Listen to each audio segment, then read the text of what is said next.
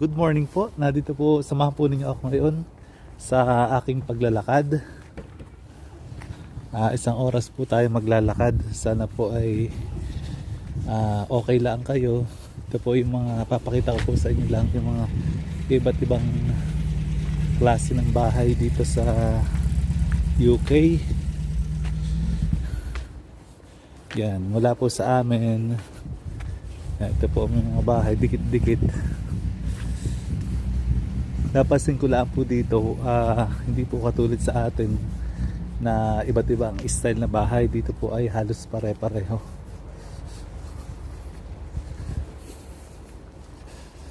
Yan. Ang ilan po dyan ay mga 2 bedrooms, 3 bedrooms. Pag-uupa ka siguro po dito ay nasa, ang 2 bedrooms ay nasa 1,003. Yan. Mga autumn.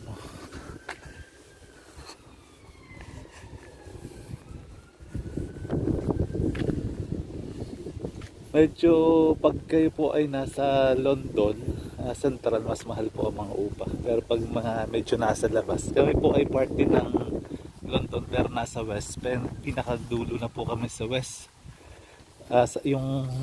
Yung isang barangay na hindi na po siya London.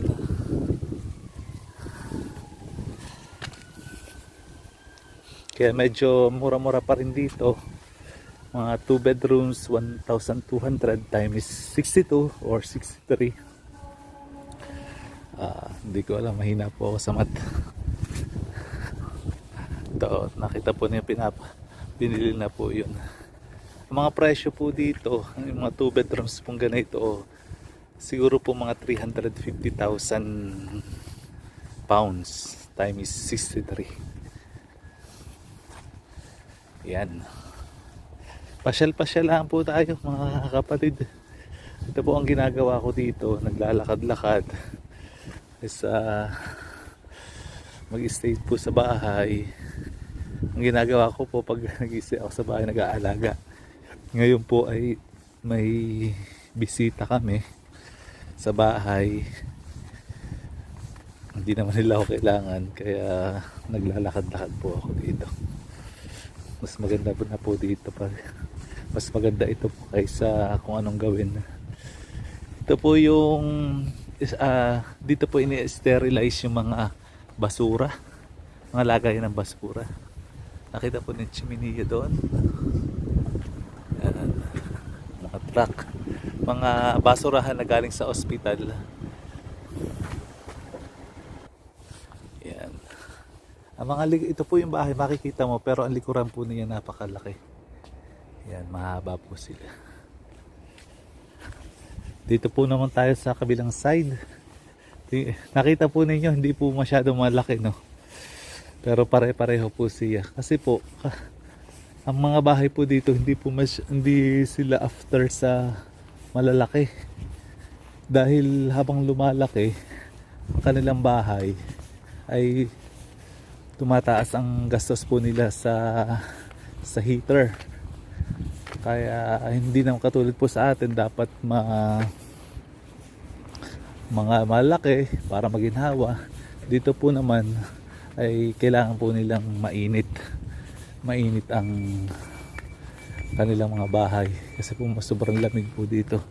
Mga sasakyan po dito pangkaraniwan lang mga BMW, parang Toyotas din sa atin. Yan, mga bulaklak. Sige po, pasyal-pasyal lang po tayo. Tambay lang po kayo pag wala kang ginagawa. Yan. Klase ng bahay. Wala po ditong maganda, wala po ditong masamang bahay. Kasi halos pare-pareho.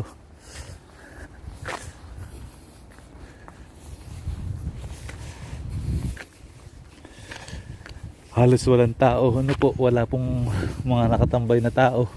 Halos sila'y nagtatrabaho. Ang mga tao po dito. Sa atin po ay maraming lumabas ka ng bahay, marami ka nang makaka-istoryahan, marami ka nang makakatong hits. Yung mahilig po maglibang.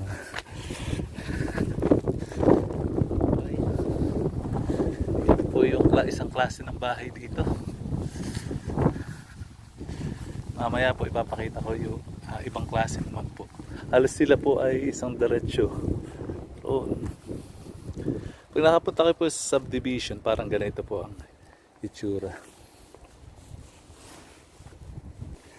Lakad muna po tayo dito sa likod. Isang pathway po dito. Halos wala ditong dumadaan. Dahil ito po ay papunta sa isang side po ng mga kabahayan.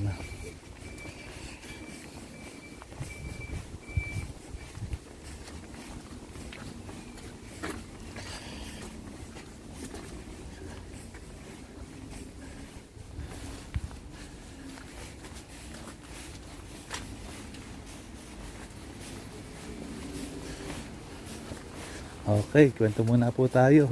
Buhay po dito mga kapatid.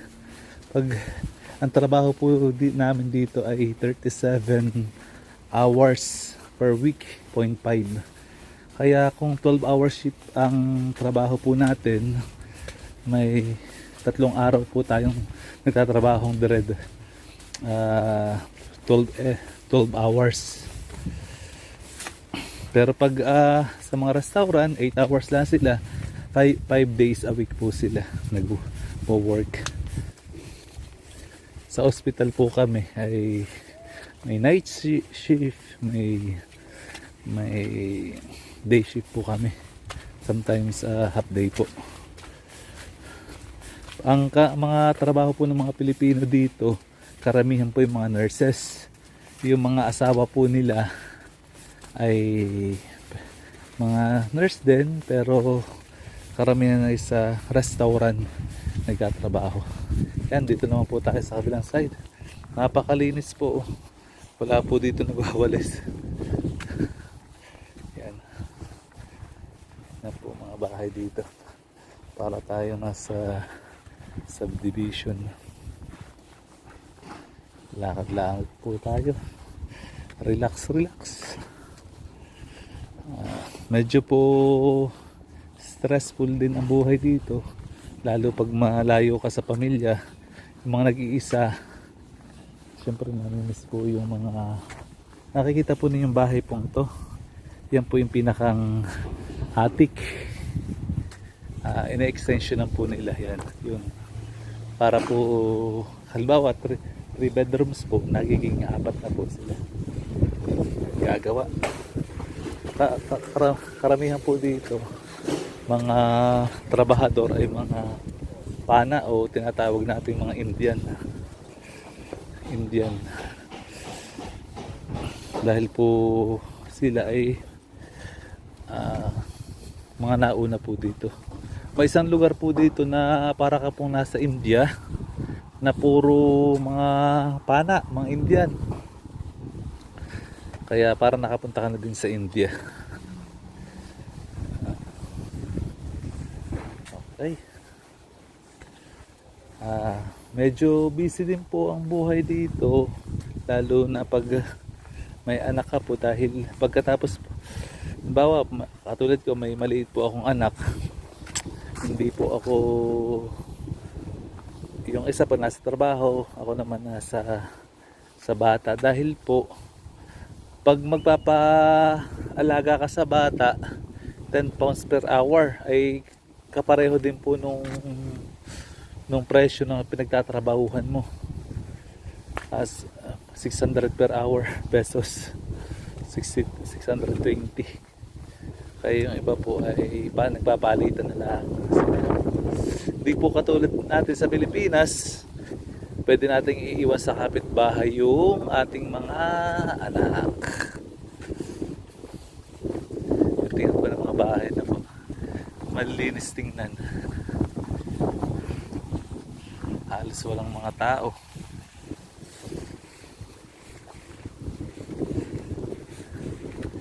Yan. Napakaganda sa tahimik. Dito po ay hindi usang mga chismosa, chismoso. Siguro sa trabaho lang po. Pero pag sa kapitbahay po ninyo, kasi po halos ng mga kakapitbahay dito, hindi po sila magkakakilala. Wala pong pakailaman dito kung anong gawin mo. Hanggang hindi ka narereklamo ng kapitbahay mo, ay okay lang. Presyo, presyo po ng mga, halimbawa uupa po ako dito ng bahay sa, halimbawa po nag-iisa ako, 400 pounds. So siguro 4 times 6, tama ba?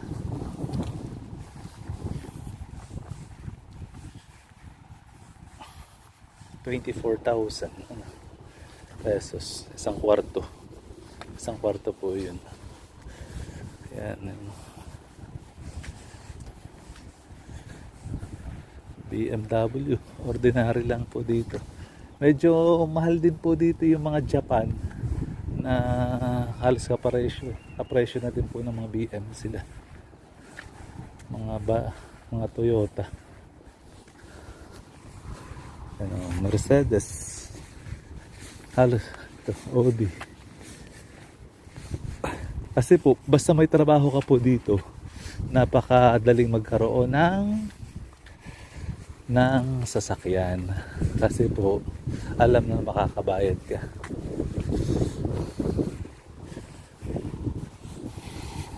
Yan po. At diretso po tayo ng park. Dito po ako nagja-jogging, nagbabasketball, dinadala po yung mga bata.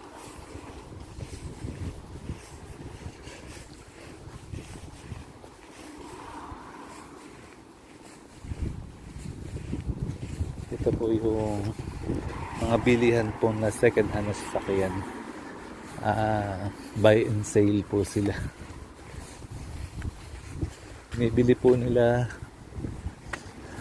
tapos ibebenta naman. Tingnan po natin ang mga presyo.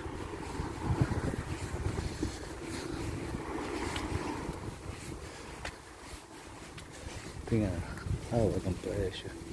Yun, presyo. 650. 6,950. Magkano? Times 60. 7,000. Yun po. Magaganda po mga Toyota, mga second hand.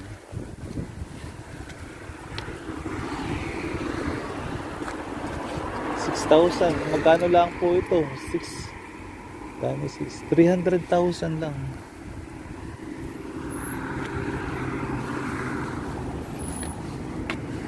Yung mga Honda.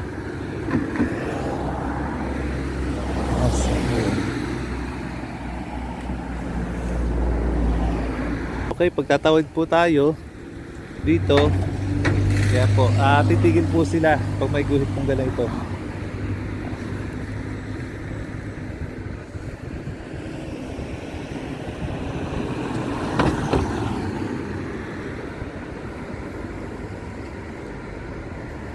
Yan. Thank you. Yan. Tumigil po yung bus, pero yung isang kotse makulit din, parang Pilipino. Makulit. Pedestrian. Okay, dito na po tayo sa park. Yung mga tao naglalaglag na po.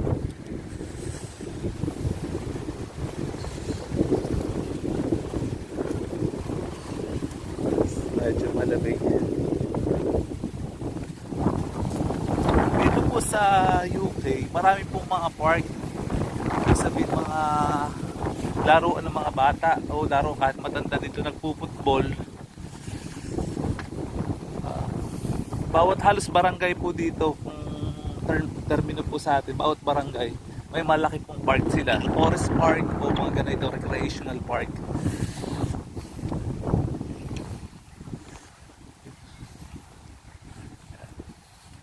Ito po ang lugar natin.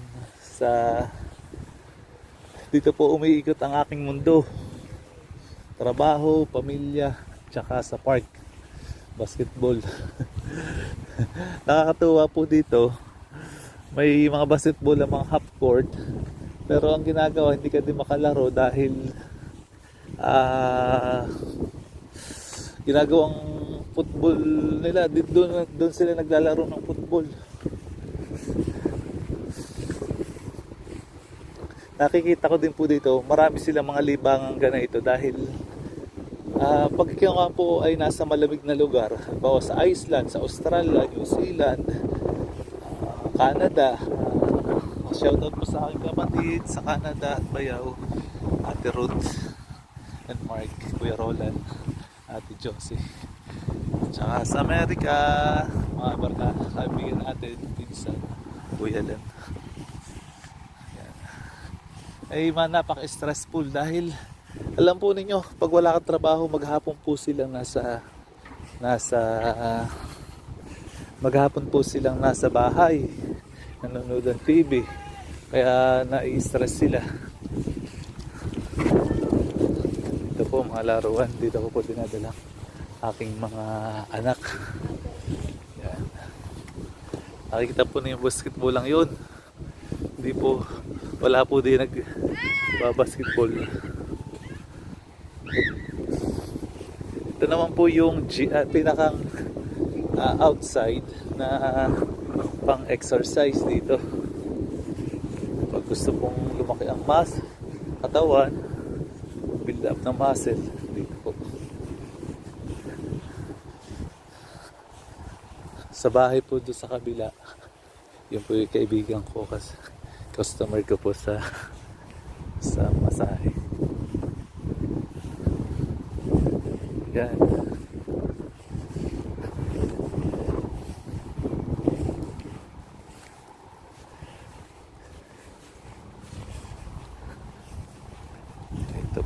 Ito po yung exercise. Okay. Kaya pag summer po dito, maraming nag-exercise. Medyo malamig na po, mahali ang hangin. Chine-check niya kung okay pa, walang sira yung exercise. Okay.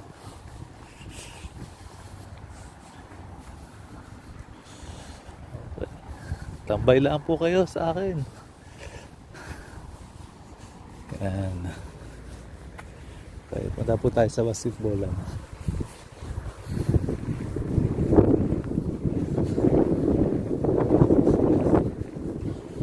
Babalik po tayo sa mga bahay mamaya.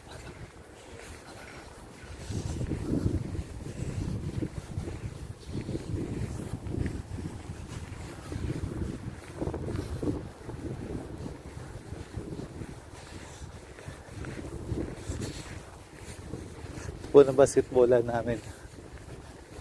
Ang bahay, nakita po na yung tower na yon sa malayo. Yung po yung bahay namin.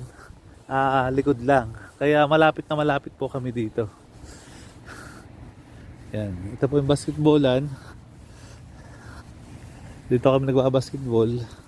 Pero ang nangyayari po dito ay ginagawang footballan ng mga tao dito. Up court. Papawis. Yan. Sige po. Punta po ulit tayo sa mga bahay. Papakita ko po iba pa pong klase mga bahay. Ang mga bus po dito ay may mga double decker. Yan po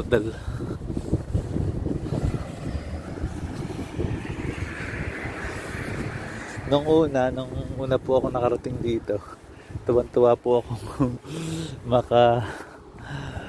makakasakay sa double decker na bus. First time lang.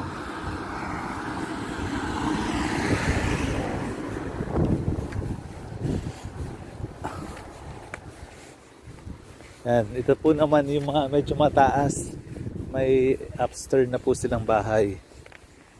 Yan, kanina po wala po yung mga itaas. Para mga bungalow lang. Pero po ito yung may mga itaas na po sila. Mga 3 bedrooms din po sila. Yung iba, yung mga Indian, ginagawa nilang 4. Yung iba, Siksikan talaga sila. Sila po ang mga gusto ko pong i-appreciate ang mga Indian kasi sila po yung mga mga sipag o mga nauna. Sila po yung may mga negosyo dito, may mga bahay. Yan. Yan. Double decker na bus. Yan po. Ito po, pana po. Indian po ang may-ari po na ito. Yan, halos mga pana po may tawag po namin sa mga Indian ay pana, Indian pana. Pero hindi Indian American po, Indian po sa Asia. Yan, halos mga may-ari po ng mga negosyo dito, mga restaurant, mga worker, kasi po ang kagandahan sa kanila, tulungan po sila. Diba, may tatayo silang negosyo, magtutulong-tulong sila para maitayo yun. Ito po yung mga gamit po sa construction. Dito tayo makakabili ng mga kahoy, yan.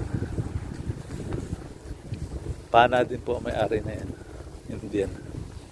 Yan. Ito po mga dahon natin. Ito yung nasa part na po tayo ng hospital. Umikot lang po tayo pero actually ay nabalik na po tayo. Ito po yung mga hospital na mga may tama.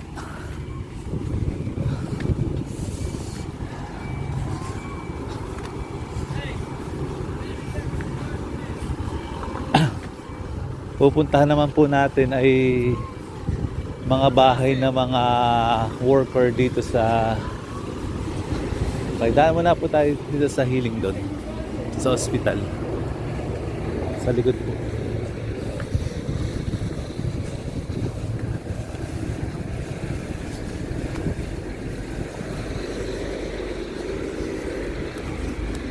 Pupuntahan po natin yung mga bahay ng mga worker po ng hospital, mga staff, mga nurses. Kaya mga nurses po na gusto pumunta po dito, maganda po. Kasi pabahay po sila. Ito po yung hospital na dito po dinadala po yung may mental illness or problem po. Yan. Mga kotse po nila, mga BMW. Sa atin sikat na sikat ka na pag may mga BMW. Yan, nasa likod po tayo. Hospital. Yan po ang picture po ng hospital dito. Ito nakikita po ng malaking puno dito. Pero para sa atin wala na mga punong malalaki dahil pinuputol. Dito po inaalagaan talaga nila. Sobrang laki. Ito. Yan.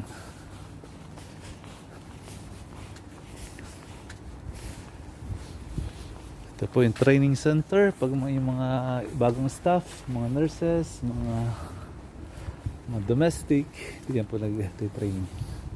Yan. Ito po ang Healing Dawn Hospital. Marami po dito mga Pilipino, mga nurses, kasi po sila yung mga nauna po dito. Alam po ba ninyo na nagpatayo sila ng isang malaking accommodation para sa mga Pilipino lang noon, way back to 20 years ago. Yan ang hospital po.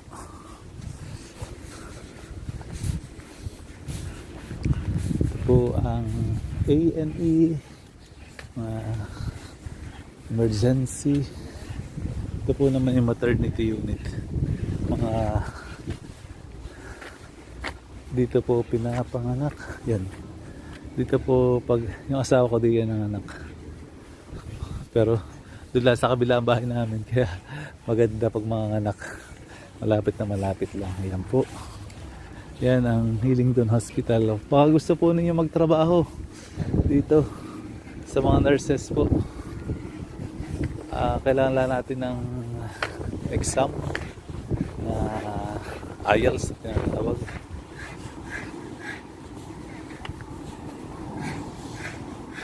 In demand. Last month po ay daan-daang mga Indian ang dumating po dito. Mga nagtatrabaho galing pong India. Kaya open po ang trabaho po dito. Yan, tatawid na po tayo mga kapatid. Ito po naman yung bahay na sinasabi ko kanina, maka accommodation. Yan po yung mga Pilipino dito. Yeah, thank you. Ito po mga accommodation na ito. Dito po pag bago kang dating o kahit hindi ka bago dating, pwede ka, dito po ang tinitirhan nila. Ang mga rooms po ito, may kitchen po sa bawat floor. Tapos po sama-sama po sila doon, parang dormitory. Yan, ito po. May family naman po dito.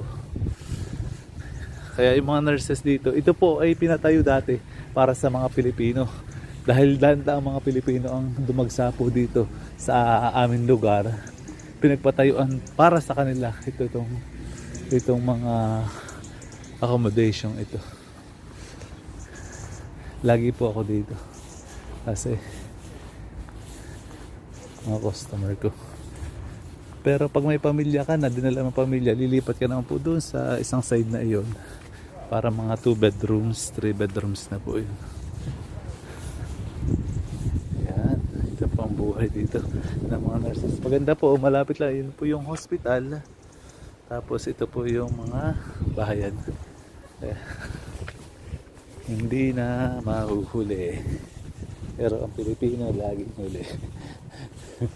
Sorry po, dahil po lagi ang huli. Yan, ikot lang po tayo sa mga bahay. Ang tawag po dito ay mga flats, block of flats. Yan, mga flats po sila. Parang condominium po kung tawagin sa atin. Condominium. Kaya maganda po dito sa UK. Pagdating mo, hindi ka mahukumsik kaagad kasi maraming Pilipino po dito. Kaya ako po ay maraming customer din kasi halos lahat ng customer namin sa massage, sa mga pagkain ay mga Pilipino. Yan, pag kasama na po ninyong pamilya, dito po kayo lilipat. Malaking room na po ito. Ganda. Yan po lang hospital oh. Parang barko. Yan. Medyo masarap maglakad, medyo malamig. Hindi mapahos. Hindi.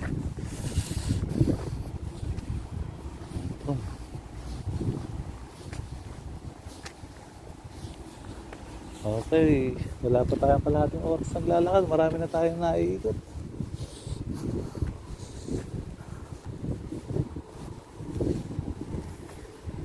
Napakaganda po ng mga bulaklak. Mga dahon dito ngayon. Lalaglag na. Buhay po ng tao, mga namahal na kapatid na. Minsan gumaganda ang buhay ng tao pag malapit ng tumanda ka na. Dahil doon ka na na-establish ng bahay, doon ka na-establish ng trabaho. Pero ang problema, hindi mo na din ma-enjoy yung mga in-establish mo dahil matanda na. Kaya habang bata, enjoy po natin ang buhay. Huwag lang makakompromise yung ating pamilya at ating kalusugan. Yan po ang isa pong entrance ng hospital. Yan, hospital. Marami pong wings ito. Yung nakikita po ninyo na tower na building po iyan, sa mga gilid po na yan may mga wings. Malawak pa rin po siya. Okay, ito po yung bus stop. Dito po nag-aantay may Sa Pilipinas po, kahit saan pwede kang pumara. Pero dito ka lang po dapat sasakay sa mga bus stop na sinasabi. Oh, yan, mga bus stop. Dito po sila natigil. Sa atin, pag pumara ka, papasakayin ka na. Kahit saan. Pero dito po, may tamang babaan at may tamang sakayan. Check po natin ha. Yun.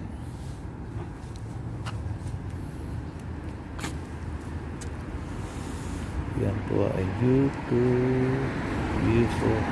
Mga number po dito, ang bus ay U2, U4, nagsisimula po sa U. Dito po sa aming lugar. Yan, yung parking lot. Oh. Yan.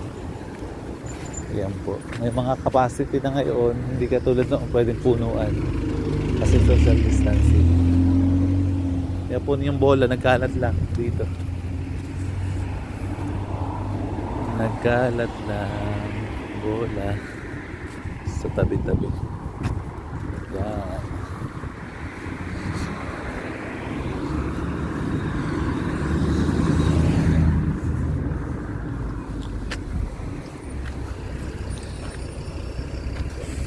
Ito po, nagpaikot-ikot lang po tayo.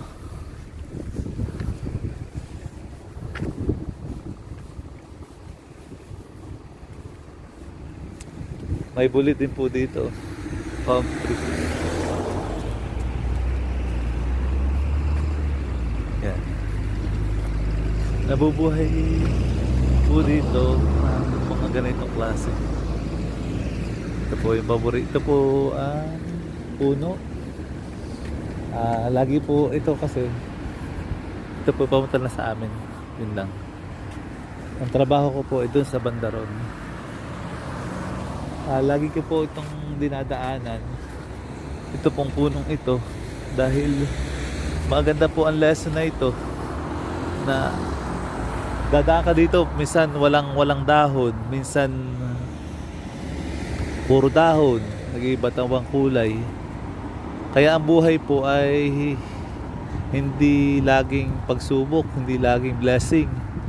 Parang gulong na umiikot, minsan nasa itaas, minsan ay nasa ibaba. Yan po. Kaya yan po lagi sa akin nagpapaalala na ang buhay, pag dumadating ang problema, wag lang mainip dahil ganyan daw. Darating din ang bukas. Yan.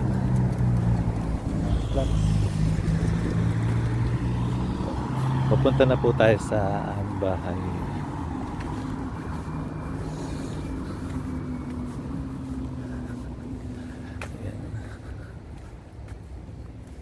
Kwentuhan muna po tayo tungkol sa marami po ngayon sa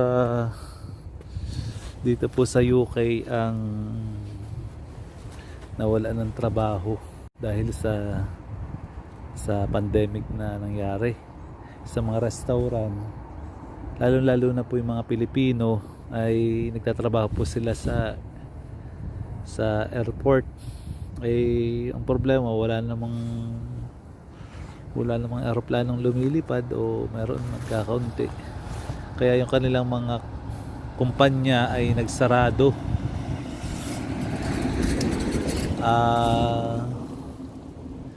Sila po ay mga walang trabaho ngayon, kaya yun po ang mga problema po ng mga tao po dito sa UK. Marami pong walang trabaho ngayon. Marami pong mga tambay naghahanap. Kaya sabi ko nga po ay kung mayroon ka pang isang trabaho, yung mekaniko, may kaibigan po ako, best friend ko po dito na ang trabaho po niya ay sa isang care home, pero siya po ay may trabaho din po na mekaniko. Halos alam niya. Ibig sabihin, kahit anumang mangyari, meron siyang pinagkakakitaan. Meron siyang mga sideline.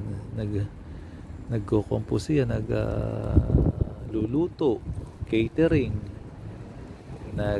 mamasahe din, nagluluto ng mga siopaw. Kaya pag nasa abroad po talaga ay lahat may gagawin talaga. Dapat sabi nga kompleto bala. Kung hindi lang yung skill ang nasa iyo, yung emotional natin, emotional sa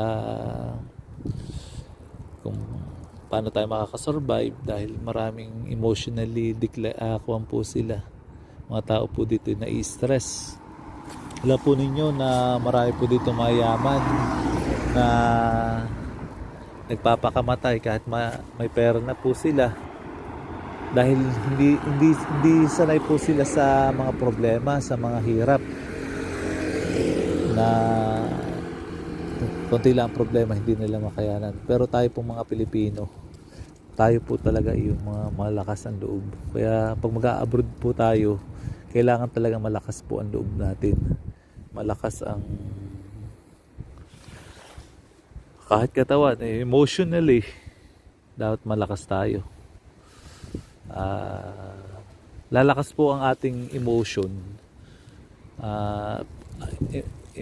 Impactor po ng emotion pag tayo po ay mga sanay sa problema, lalo na lumaki sa hirap, lumaki sa yung parang hindi naging maganda, hindi naging masagana ang buhay. Yun po yung malakas ang emotional aspect ng kanilang buhay. Pag magtatrabaho ka din sa abroad, dapat physically malakas ka din dahil na baka sakitin ka naman, mapapauwi. Marami pong mga Pilipinong napauwi din o umuwi dahil physically hindi po sila fit sa kanilang katawan, sakitin.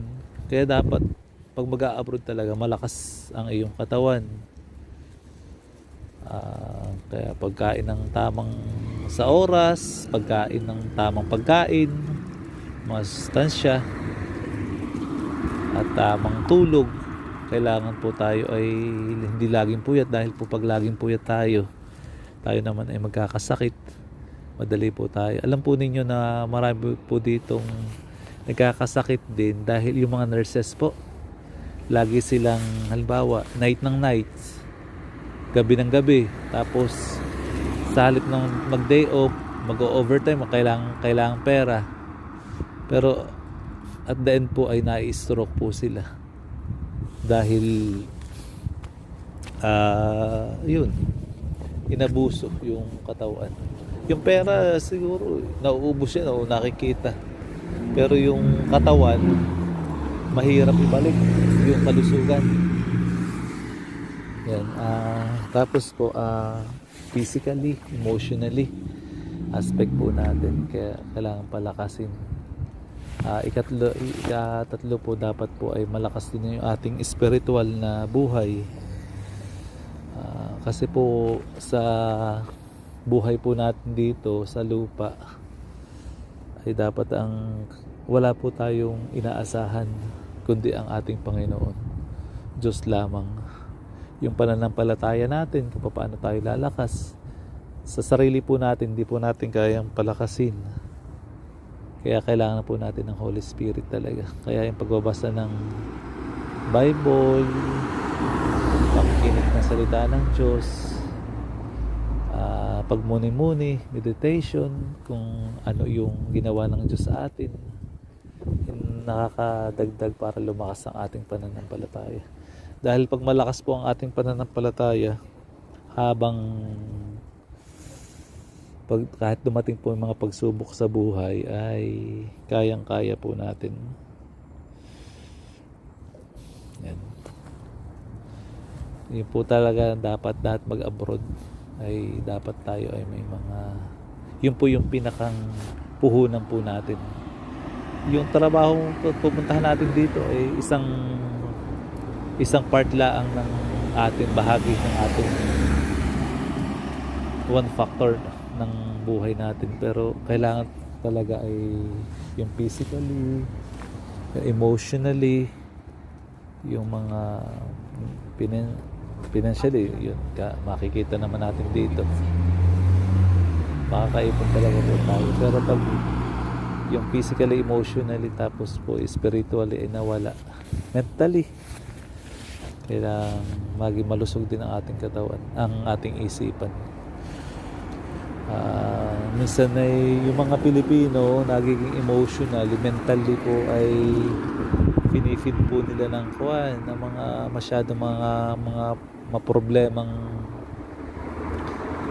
panoorin, mga teleserye, na-adapt po nila.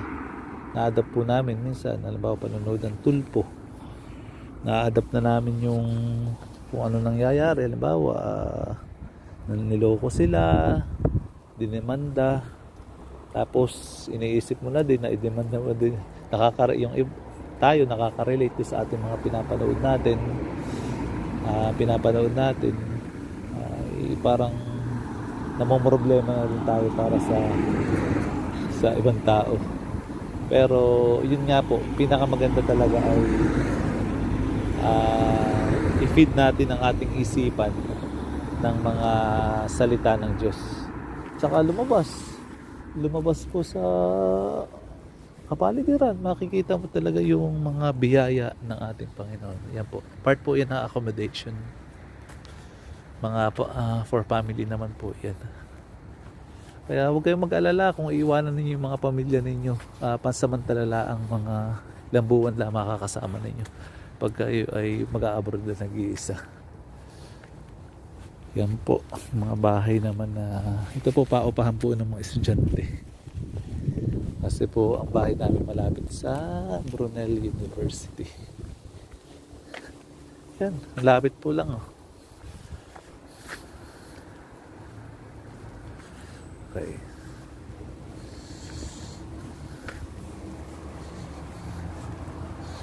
Yan po ang buhay dito sa UK. Kung kayo po ay may mga tanong, kaya kong sagutin, ay pwede naman po. Ang kuha po pala dito, may nagtatanong po sa akin, magkano ba ang sweldo ng mga worker dito? Minimum po dito, siguro nagkukuha po sila ng 1,500 na po yun. Tanggal na po ang tax. Siguro almost 100,000 minimum ang sweldo ng isang ordinary worker. Pero pag nurse ka po dito, siguro mga 150 to, wala po yung overtime ha. Wala po yung overtime. 100,000 para sa mga ordinary na worker, at nasa 150 naman yung mga to 200,000 pesos ang sweldo ng mga nurses, yung doktor, mga siguro mga kalahating milyon isang buwan. Wow, napakaganda po sa lugar na ito. Yan. Ganda. Yan. Mga dilaw. Yun po yung mga sweldo dito ng mga nagtatrabaho dito. Yan. Ito po yung nasa kabilang side po lang. Wow, ganda. Spiral, tatakuhan sa paligid. Yan po. Mga bahay po dito. Ito po, napakatahimik po dito sa lugar na ito. Kasi po ito ay maliit lang na daan. Hindi po ito along the highway. Ito po yung tinatawag na Magnolia Tree. Dati ay ang alam kong Magnolia Tree ay Magnolia ay ice cream lang.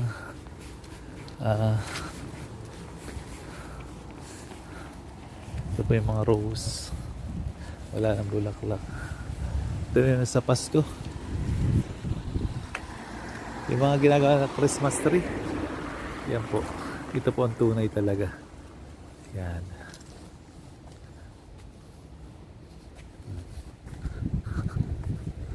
Yan. Napakaganda po. Hindi yan po nagsimula yung mga Christmas tree po natin na mga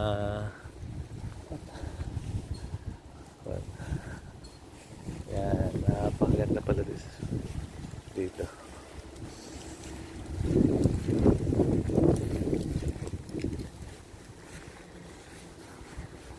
Ang ganda po ng pulang yun, oh. Na puno. Bonsai. Wow.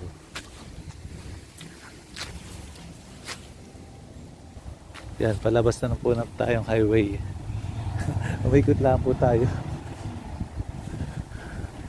Yan, ito po na isang part ng hospital. Yung tirahan din ng mga staff. Paano po nakakapunta dito ang mga Pilipino?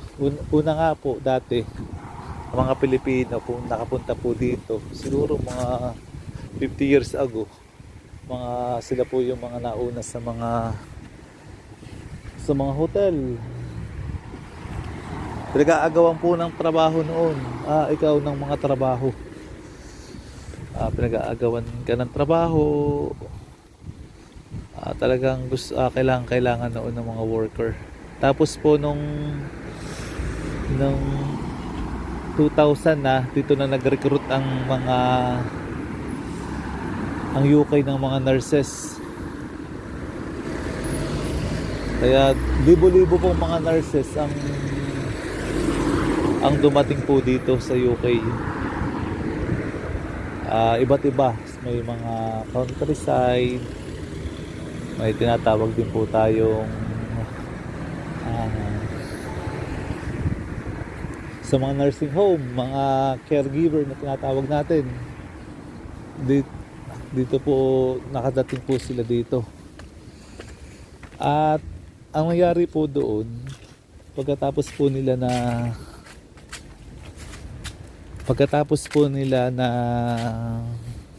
makapunta dito, dinala na po nila dito yung mga pamilya na po nila. Kaya rumami po dito mga Pilipino. Tsaka po yung mga nung nabuksan po mga 2006, nabuksan na po ang EU, yung European Union. Kaya po yung mga Pilipino na nasa Italy, sa Greece, sa Spain, sa France, nagpuntahan na po dito.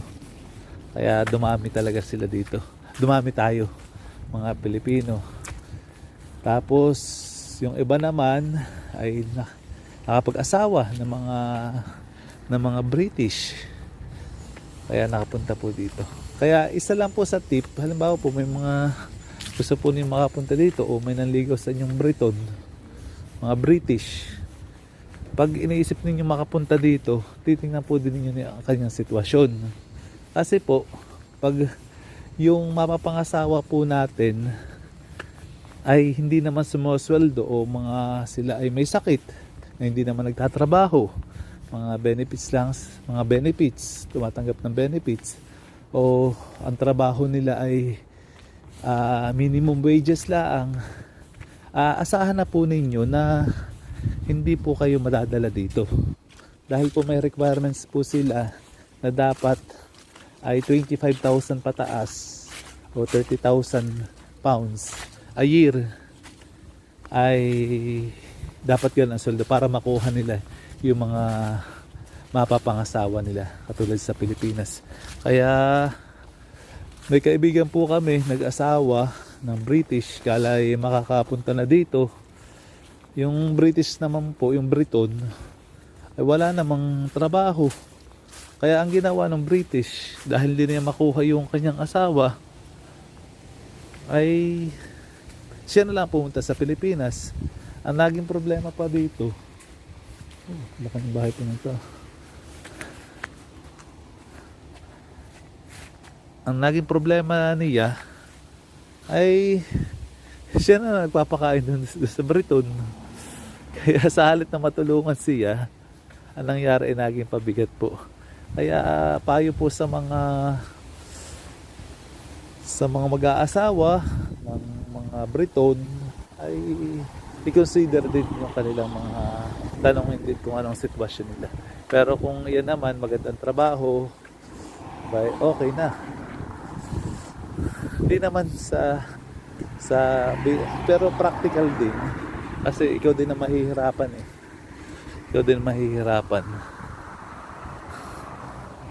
balik na po tayo sa bahay na baka hinahanap na po ako ng asawa ko. Magluto na, maglaban na. Ayan, ito po yung likod nila. Yung tower po na kanina nakikita natin. Ayan. Pabalik na po tayo sa bahay namin.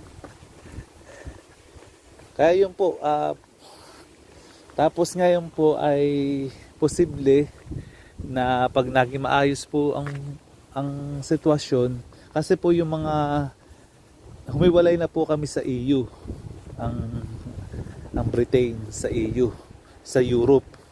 Kaya ang mangyayari po dito, yung mga hindi nakapag-apply na mga hindi naayos ang papel na mga Romanian, mga Polish, mga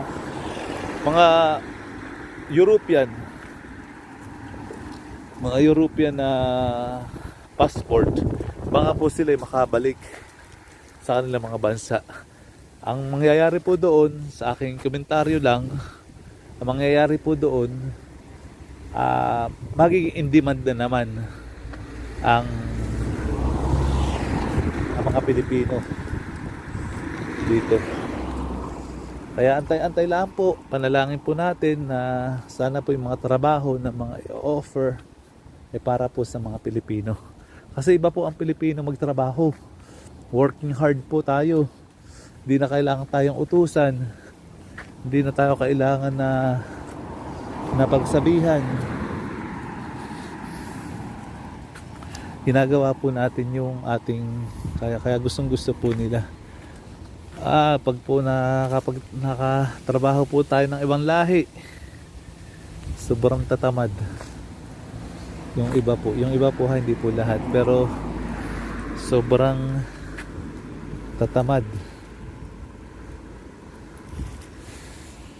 na mga klase ng tao. Ewan ko kung bakit sila tamad. Pero tayo po mga Pilipino ay kahit saan po tayong dalhin. Ang problema nga lang, pag Pilipino ka, dumadami din pag marami kayong Pilipino sa isang trabaho, ay gumugulo din. Kaya minsan masarap din makitrabaho doon sa hindi mo kalahi. Dahil po kahit sigawan ka o kuwan, hindi ka magdadamdam. Pero pag Pilipino talaga ang sumigaw sa iyo, ay gulo talaga. Kaya yun po yung mga buhay po dito sa UK, mga buhay po sa abroad. Dapat po tayo ay maging practical din sa ating buhay. Mga Pilipino po dito, katulad kong Pilipino, ay siyempre ngayon lang din po kami naka-abroad.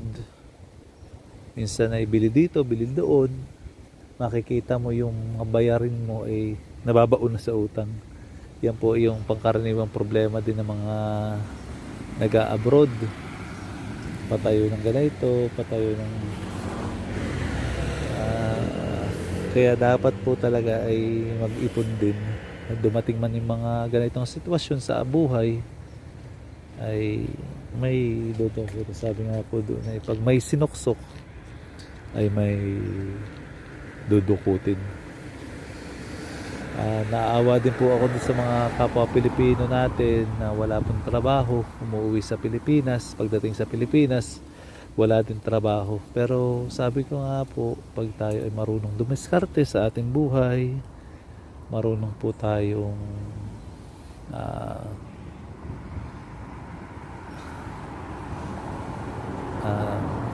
umanap ng marunong tayo magnegosyo, ay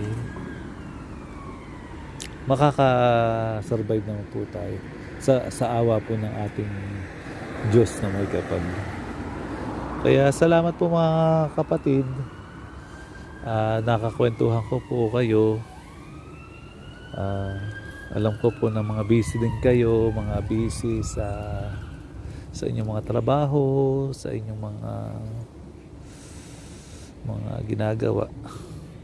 At least po ay naipasyal ko kayo dito sa paligid po namin. Ito po yung gubat na kinuhaan ko ng gubat. kinuhaan ko ng halaman sa likod po dyan. Puro puno po dito, kahit po nasa city, puro puno po dito.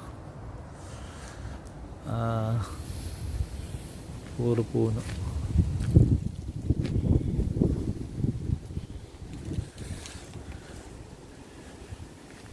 Yan po ang mga kwento ng buhay. Hindi naman siguro po ng lahat ng Pilipino ay nararanasan ng katulad ko. Siguro may mga opinion po sila. Ay, yun ang kanilang karanasan dito sa UK. Yan. Basta lagi po tayong maging masaya. Yun po yung hospital. Narito po. Ito po yung tapat namin, isang flat naman ito. Maliit lang ng mga flats. Ayan.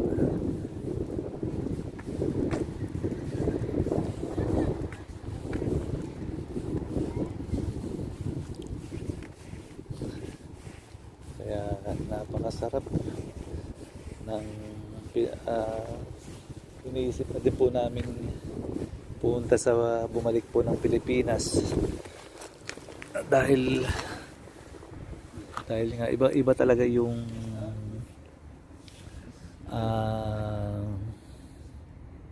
nasa Pilipinas ka, kasama mo yung mga pamilya.